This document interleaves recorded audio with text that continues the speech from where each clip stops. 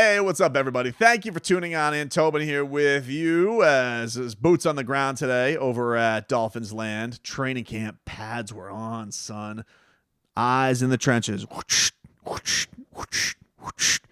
You know, you get the you're getting right in there. All this type of contact and whatnot. Seeing this is when things really matter. You know, this is when you can really tell the men from the boys who's going to go out there and thumpy thump. Oh, wait, nobody really tackles. That is the funny thing. It's like, oh, put the pads on. It's really like, it's good to know because you let the big boys loose a little bit. You know, they can do a little hand-to-hand combat and things like that. But, like, you're not really hitting anybody. You know, first of all, it's like you got Tua out there. You can't touch him. Mostert has a non-contact jersey on. Nobody's really catching Chase Edmonds. I got to be honest with you. This guy's, like, bursting through all over the place. Nobody can seem to lay a finger on him, and then don't you dare breathe on Tyreek Hill. I mean, if you go near Tyreek Hill, I mean, I don't know what would happen to you.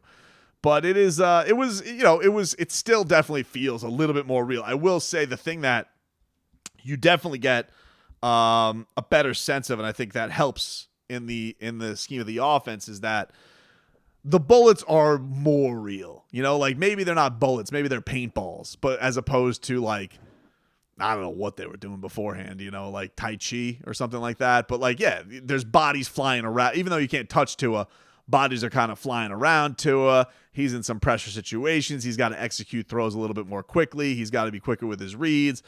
And I thought he did well. I mean, I again, like it's almost like I feel stupid coming on these videos now and saying, Tua had a really good day. Tua's been good. He's been good. Everybody who's been, I think he had like one ball today where he should have gotten picked off by Brandon Jones in 11-on-11, but yeah, the guy's been good. The guy dissects things well. He is so sharp with his passes. Even saw a little bit of razzle dazzle. It was like a fake handoff reverse. Let's go. You know, you always, dude. Let me tell you something. I love razzle dazzle. You know, like if you're gonna go out there and you're gonna razzle with some dazzle, I'm all over it, dude. I am all over it. So that was great to see. Just unbelievably hot out there today, though, dude. Even the players were like, Mostert comes out afterwards, and Mostert apparently has a superpower I was unaware of, and he's like, I don't sweat. And he's like, you know it's hot because I'm out here sweating. And I would say to Mostert, I'm like, yeah, dude, I don't think you're used to. It's very nice being in Northern California these last few years. I don't think you know what you're in for right now as far as this heat is concerned. And that's what we see. Like, look, dude, it's supposed to be an advantage for this team. They train in unbelievably hot, humid weather that gasses these dudes out. They got they're taking, long ass water breaks because it's brutal. And I'm a fat guy sitting in the stands. I can't even imagine being out there doing athletic stuff. I'll tell you who's impressive to me with all is Jalen Waddle. Because this Jalen Waddle is out there. He's running with all the teams, basically. They're giving him rep after rep after rep. Because they limit Tyreek Hill's reps. Like, Tyreek Hill doesn't take all the reps. But, Jalen Waddle's a young guy. And he's rep after rep after rep, whether it's Tua or Bridgewater, Skylar Thompson, doesn't matter. He's out there. Then he's out there doing special teams on top. The dude never stops. He's like the Energizer Bunny. It's so impressive to see. It really, really is. This rookie, Eric Ezukama, he has been, I think I'm saying that right, but he's been flashing. That dude has been very, very impressive. Wide receiver core looks good, man. The wide receiver core looks good, which does bring to our piece of drama of the day, which was Preston Williams wants an opportunity, I believe is what he tweeted. He tweeted out last night. Let me get the tweetski here for you. I know it was very profound. It was just want an opportunity, #SMH. And got your first controversy, Mike McDaniel. Congratulations. It's involving Preston Williams. And Preston Williams, it's interesting because, has had some injuries to deal with and has definitely shown some flashes in his Dolphins career. But those injuries have hampered him. And then, it was always weird that him and Devontae Parker one, never seem to be healthy on the same games, and just also, if there ever were, never seems like they could be successful together. And, he's upset with where he's at right now with his opportunities, and I get it. I mean, it's an understandable thing, but I find it strange in that, the writing was kind of on the wall, and I find it weird that he wouldn't, or his agent wouldn't have seen it coming when it's like you have Waddle here. I don't know if he signed before Tyreek got here or not, but even with Cedric Wilson being there too, it's like, you have this whole revamped core there together, and you were on a core that respectably had Devontae Parker, who was always hurt, Will Fuller, who was always hurt, Albert Wilson, who was always hurt, and you, who seems to get hurt quite frequently. So while I understand the frustration, I don't feel like the guy should be that surprised by it. I don't really notice him at camp too much. The only play I remember, because I've been to this, what have been the 3-4 practices now.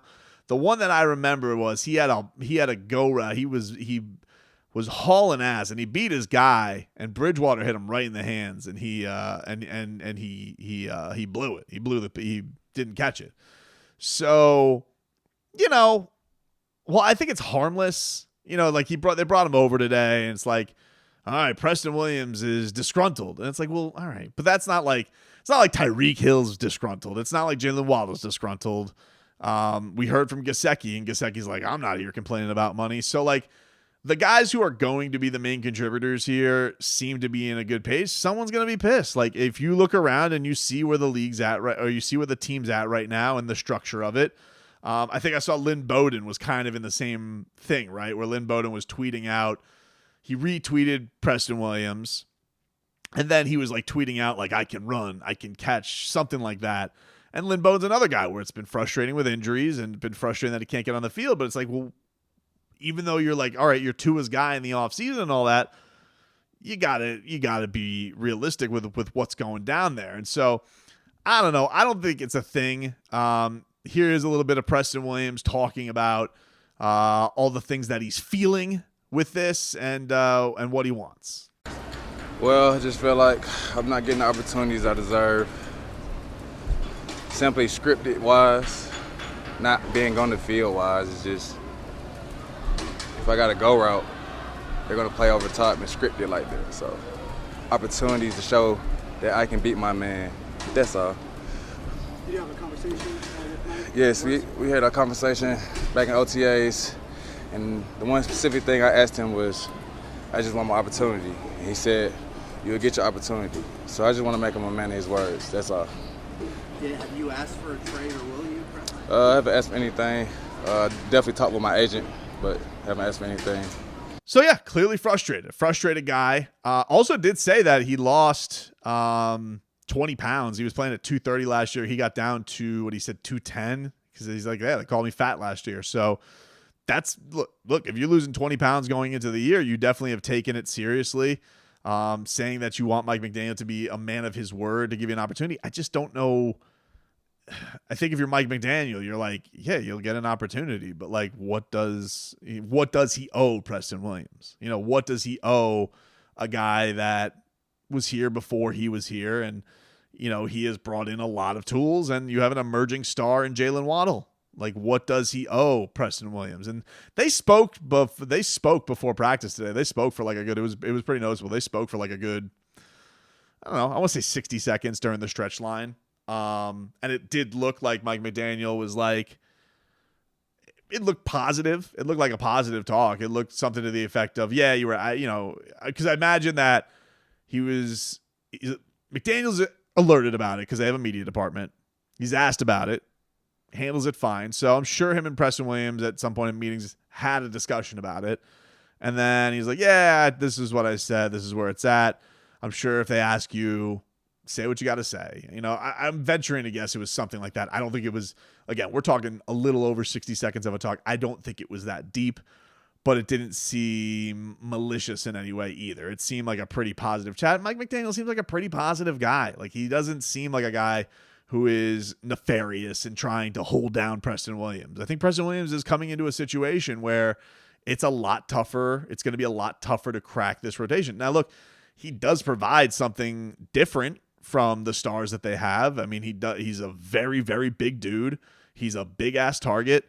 He does have some speed. I'm telling you, he was hauling ass down that field. But, I just think you kind of got to look at the writing on the wall of what everything is around here and see what it is. And you see when this first team offense is running around, it's focused on Waddle. It's focused on Tyreek.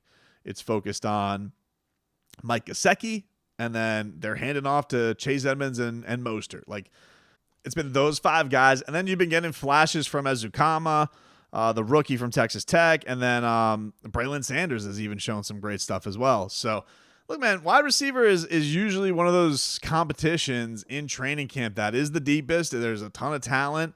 But I think for, Preston Williams and Lynn Bowden, guys who are kind of social media darlings, I would say, of Dolphin fans. They love putting their thoughts out with their thumbs. I don't know how much that's going to pay off for them. I really don't. I don't think they're going to have this huge backing. Like, this is a Dolphins wide receiver core that has 2 legitimate stars on their hands.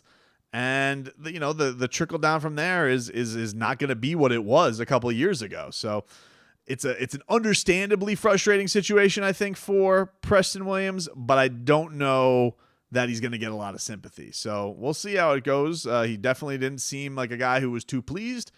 But I do think he's an NFL quality player. If he doesn't catch on here, I do think he's going to end up somewhere else and will contribute. I think that he can definitely do some things. I don't think he's a bum. I just think this happens to be a really, really talented part of the team.